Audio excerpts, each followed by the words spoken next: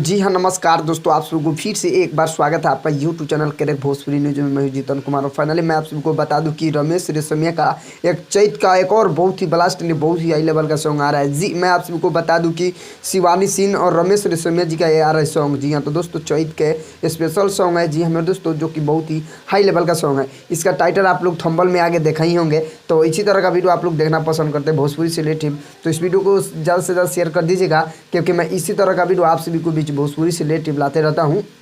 तो जी हाँ मेरे दोस्तों, इस वीडियो को ज़्यादा से ज़्यादा शेयर कर दीजिए। तो इसी तरह का वीडियो देखना पसंद करते हैं तो चैनल को सब्सक्राइब करके बेल आइकन ऑन कर दीजिएगा।